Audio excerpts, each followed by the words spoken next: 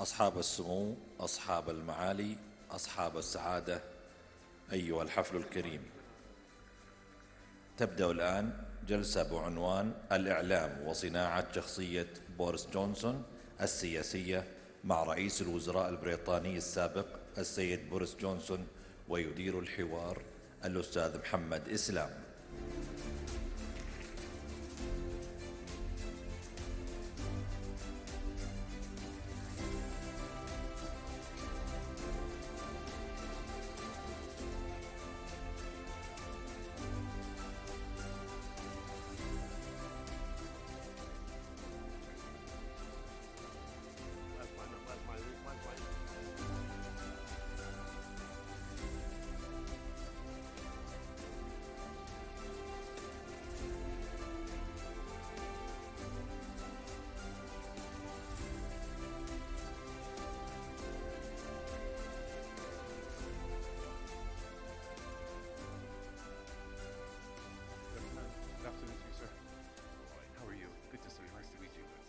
Assalamu alaikum wa rahmatullahi wa barakatuh. Well, if I can just kick off by saying that I can confidently say that on behalf of everyone in this room and in the country, we're honored to have you in Saudi Arabia. I saw pictures of you at Red Sea, and I hope that your visit so far has been as good as it looked in the pictures. Thank you so much. Well, it's been an extraordinary visit, and I'm deeply honored to be invited to this event and to Saudi Arabia. And you're absolutely true. You're absolutely right that I've been to the Red Sea. And it was actually a very moving experience for me, because I went there 8 years ago. I had the privilege of being invited by His Royal Highness the Crown Prince. And I went Mohammed bin Salman. And I went to the site of Neom, and there was absolutely nothing there. And now I look and I see the incredible speed with which Saudi Arabia has been developing these sites. And you have, I think, 12,000 hotel rooms under preparation, the highest imaginable luxury, a kind of James Bond type resort in the mountains. And I can confidently predict that Saudi Arabia is going to be the #1 tourist destination in the world. It's quite extraordinary what you're doing. #1. The sea is blue, 100 different shades of blue. The islands are magical. The nature is sublime, and the potential is enormous. But what I find so humbling as a Brit is the speed with which this has been done. I mean, I must be honest with you. Eight years ago, there was nothing there. Now you've spent $68 billion or whatever it is, I think a bit less. We've spent almost $100 billion, and we still can't build one railway in the United Kingdom, and we're cancelling part of HS2. So I think there's a lesson for us in the sheer speed with which you're doing things. And I feel that Saudi Arabia is a country where things are happening, and happening with incredible speed and decisiveness. And we need frankly to learn that in the UK. Do you know why that is, Mr. Johnson? Yes, I do. It's because you have a decisive leadership here in Saudi Arabia that had a very clear vision, the 2030 vision, for how the country can change. And you're getting on and doing it. And the change is amazing. 50% of the economy is now, I think, non-oil. Incredible speed with which you're doing things. When I first came to Saudi Arabia, women couldn't drive. Look at it now. I think I'm right in saying that in the Saudi tech sector, 35% of the workforce is female. 35% of people in the Saudi tech sector are female. In Silicon Valley, it's 28%, and in Europe, it's 21%. So, you know, eat your heart out, Elon Musk and everybody else. Look at the speed. Look at the speed with which things are changing in Saudi Arabia. This is being driven by vision and by leadership. And frankly, we in the UK need to learn from this. Honestly, you look at the HS2, the railway I was talking about. Guess how many miles of high-speed rail the Chinese have built in the last 15 years? 10,000. 25,000. 25,000. Guess how many miles of high-speed rail have been built in the United Kingdom, well, we invented the railways. We invented virtually everything. We invented the railways. We built zero because of the planning problems, because of the lack of political will, and because of the lack of leadership. So I look at Saudi Arabia today, and I see a country that is really making change very, very fast. And I think we, in all humility, need to learn. Thanks a lot, sir. That really means a lot coming from you. If we can shift for a second the conversation about your journey. Your background started off in journalism, yes. Which gave you, I'm sure, a deep understanding for storytelling and public accountability. How did that experience shape Mr. Johnson, the person? And what challenges in politics, particularly in perhaps handling transparency, messaging, and public trust, did you face the most? I think that in a democratic society, you have to get out there and tell the public the truth as fast as you possibly can. I think one particular challenge we all now face is the difficulty of social media and how it can kind of distort people's appreciation and understanding of the world. So I have a bad habit, which is when I want to write something and I'm sitting at my computer, I go on YouTube just to sort of clear my, just a vegetation. And and I click on the YouTube to see what videos it wants to send me. Do you know what I mean? Does anybody use YouTube? You know what I mean by YouTube. Everybody uses I think we all do. Okay, right. So when I go on YouTube, I find that it always gives me extreme skiing and Keith Richards talking about the guitar and great rugby tries and why Vladimir Putin is going to lose in Ukraine. It tells me what I want to hear all the time. It knows what I like, Peter Sellers' Pink Panther jokes. It knows what I like, and it confirms that. And I think everybody going on social media they're getting a confirmation of what they already believe. And I think the media has a responsibility to try and put the facts out there and allow different opinions and different views. Any particular moments in your media career that influenced your decision to enter politics? Yes, I can tell you what it was. I was a journalist for a long time, and there was a prime minister called John Major, who was a very nice guy, and I wrote a piece really attacking him. And I came down and I read this piece in the office that morning. I was about 35, and it was so horrible and so brutal to John Major, who was a nice guy. I thought, why am I doing this? Why am I being so cruel to this man who is only doing his best for his country? And I thought it was unfair. And journalism is a very privileged existence. You sit there, you have an expense account, you fly club class, or you used to, maybe not anymore, but you used to. And you chuck your rocks over the garden wall, and you hear the tinkling of the glass in the greenhouse, and you hear your neighbor's windows smashing. And it can be an irresponsible profession. You can tear things down, but you don't have to create. And I felt I should put myself in the firing line and try to make a difference. And so that's how I became a politician. I stood for election in Wales, and I got very badly beaten. And I stood again, and I won. And that's the system. And I think it was, I've never regretted it at all.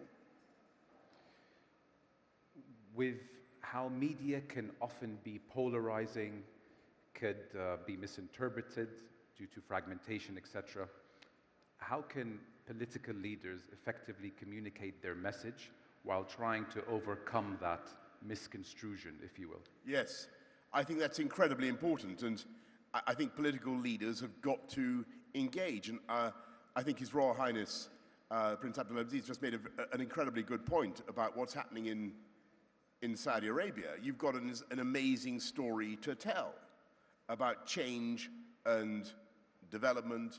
Saudi Arabia at the center of the world.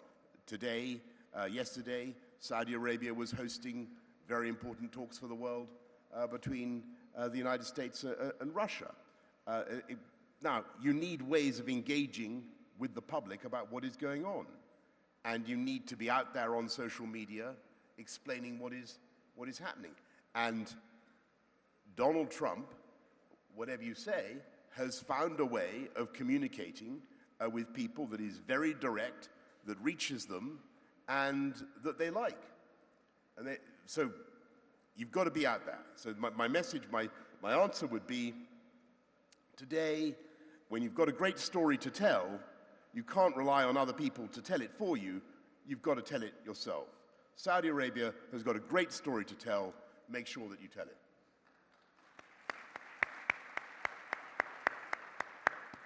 Thank you for that. You, sir, wrote a book, Unleashed. I did, yes, I forgot to mention. I'm yet to read it, but I will after this. You definitely should. Everybody, I should say, I don't know why I didn't mention that earlier on. Everybody should read Unleashed forthwith. It's available at all good bookshops. I promise you I will. It's surprisingly short. It's 730 pages, but you'll read it very, very quickly, I promise you. I think there's a version coming out in Arabic too. Oh, lovely, amazing. You offer a deep look into your personal life and your career. What inspired you to want to write a book at that moment in time on yourself? Well, I just thought it was a good idea, but I've got to tell you that the publishers were desperate for something. They said they wanted a book. They gave me what was, by my standards, a serious inducement by way of an advance, and so I thought, why not? And what I was trying to do was explain a story about believing in Britain and believing in my country. And it's a story about Brexit and everything that led up to it, about leaving the European Union, about taking back control, but it's also a story about unleashing the potential of the whole of the UK. So it's about what I was trying to do throughout my career as a politician over about 15 years or more. And so in London, I don't know how many of you have visited London, but London had an incredible success during the period when I was mayor, and a lot of the areas that were poorest were greatly lifted up out of poverty. We invested massively in transport, as you're doing here in Saudi Arabia. We invested in areas that needed regeneration and change, rather like you're doing here. And we saw prosperity levels rise across the whole city during my 8 years as mayor. And what I wanted to do as Prime Minister was to unleash the potential of the whole of the UK, particularly with infrastructure projects and education, which is so important, and much else. So I tell that story. And the UK is actually changing and has massive, massive potential. But I also tell the story of why it was important to come out of the European Union. And it was. Because if you look at the growth rates, I mean, compare the growth rates of Europe, the EU, with those of the United States, you can see that the EU model is over-bureaucratic, over-regulated, over-taxed, and is not producing growth. And we in the UK needed to be out of it. And look at what happened the other day in Paris. We talked about AI just now. Look at what happened at the AI summit in Paris, where the US and the UK actually didn't sign up to the European approach on AI, because we don't want an over-regulated approach. We want to do things differently. And we don't have to sign up to the European Directive on Artificial Intelligence. And that's a good thing. I tell you, Brexit was also very, very important because it enabled us, for instance, to vaccinate our population much faster than other European countries, because we came out of the European Medicines Agency and we were able to approve vaccines much faster. I mean, it's just a small example, but it mattered hugely at the time in 2021 because, you know, we had about 1,000 people dying every day, frightened people dying every day from COVID. And it was of huge benefit to vaccinate them quickly. So I wanted to tell that story in the book. And it's a story about, really about unleashing the potential of everybody in the UK. I think that the government has a job to do with infrastructure, with health, with sanitation, with all those things. But then you've got to encourage the private sector to come in and deliver the jobs and the opportunities. That's the formula. And by the way, you see that completely in Red Sea Global, the place I've just been. You know, it's the government of this country that's putting in the infrastructure so fast. And then it's the private sector that's generating the long-term economic prosperity, the jobs, and the growth. Boosting the local economy as well. And boosting the local economy, sure. Yeah. And boosting the world. I mean, this is going to be, I think this is going to be an asset for the world. I think it's going to be so successful that you're going to have a dilemma. I mean, just putting it out there, you're going to have a dilemma, Saudi Arabia, about how to cope with this success. Because everybody is suddenly going to want to come to Saudi Arabia. And I don't know what you're going to do about that. Over 40 resorts planned at Red Sea Yes. Global. It's a big number to go from Yes. 0 to 40 in a matter Yes. of years. Looking back at your career, Mr. Johnson, do you ever think, I don't want to use the word regret, but would you Yes. have done anything differently in hindsight? I think when I look back, I think what I would like to have done is somehow stop whatever happened in the lab in Wuhan, or the bat and the pangolin, or whatever it was that led to the outbreak of COVID. That was a disaster. And that made things very difficult for me. I had the problem of trying to cope with my backbenchers. That's the Tory party in Parliament, when I couldn't even see them for about 18 months. I couldn't meet them. It was very difficult to, I was very lucky when I was mayor of London, because it was a bit like being a sheikh. I was in charge. I was a monarch. It was a monarchical system, such as, and I saw huge benefits in that system in London. Nobody could challenge me. I said, I want to build a bridge. The bridge got built. It was fantastic. When I became Prime Minister, I had backbenchers who were very difficult. And, it was particularly difficult when I couldn't meet them. And they were all on Zoom. And they were on Twitter the whole time. And they were reading these terrible things about me on Twitter. I never go on Twitter, so I don't know what they were reading, but it wasn't good.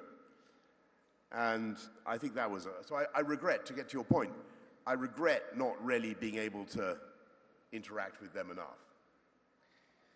Back to Saudi Arabia, if we take the pillars of Vision 2030, or a few of the pillars of Vision 2030, we have culture, big investments happening in the culture world, in the sports world, in the tourism world, in the entertainment world. Has what we are doing here in Saudi reached the shores of the UK by way of... Not enough. This is my point. No. Come on, Saudi Arabia. Your story is incredible. But I'll be honest with you, I think there was a media campaign in London over Christmas saying, come to Saudi Arabia. And by the way, that's why I decided to try and bring my family on holiday here, because I thought, my God, this is amazing. This thing that the Crown Prince told me about 8 years ago, it's actually happening. And so I've come to see for myself. But if I may respectfully, humbly say so, the story here is so good and the ambition is so huge that I think there needs to be a more, speaking as a consumer of news in the UK, I think we need to understand more clearly in the UK, in the United States, across the whole of Europe, the whole world, what amazing things are happening. It won't take long. I think another year, everybody will realize what's going on. But I think when you've got a story like this, put rocket boosters under it. Put rocket boosters under it. This is an amazing thing. Will you come support England here? Yes. Okay. Yes, thank you. Thank you. Will you come support England here in 2034 for the World Well, Cup? of course I will. Yeah? Yes, I will support England. I have to be very careful here. I assume if Wales, Scotland, or Northern Ireland qualify, I will also be supporting them. Let me be absolutely clear about that. As a former Prime Minister of the UK, assuming they, I don't know whether it's clear whether they qualify for the finals of the 2034 World Cup. But this is going to be an amazing thing, the World Cup. And what it will be quite unpopular with some people in Saudi Arabia during the run-up because they will say that too much money is being spent on football. But it's going to be a great investment, like the Expo, which is also the right thing to do. It's going to be a great thing for Saudi Arabia. And I'm sure you're going to get a fantastic event, but also a great legacy from your investments. Inshallah. On the backdrop of the geopolitical climate in the region, with perhaps the implications of the new US government's foreign policy, how do you feel that the outlook of the region looks as far as peace and stability? As far as peace and stability? Well, look, again, I think that it's an absolute tragedy what has been happening in Gaza and Lebanon to some extent. I think our hearts bleed for the people of Gaza. There has to be a solution. There has to be reconciliation. And I think what is needed is people of greatness of soul on both sides who are willing to recognize each other's right to exist and to find a solution that finally delivers what the British promised in 1917, which was a solution for both the Jewish people and the Palestinian Arabs. There has to be a two-state solution. And I really think when I hear what President Trump says about turning Gaza into Las Vegas, whatever, the Riviera, come on, donnez-moi un break, as we say this is not realistic, but there is the germ of an idea there, which is that with different leadership, that area could be fantastically prosperous. And with goodwill and reconciliation, there could be a rebirth.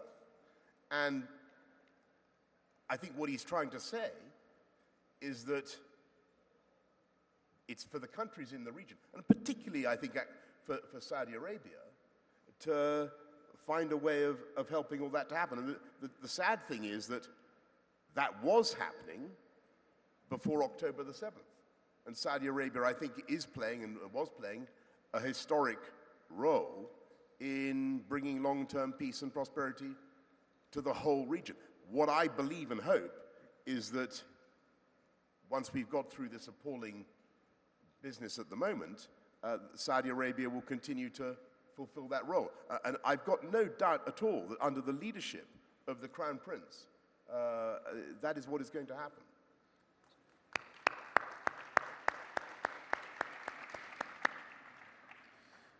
Looking back, how would you hope history will remember your relationship, specifically with the media?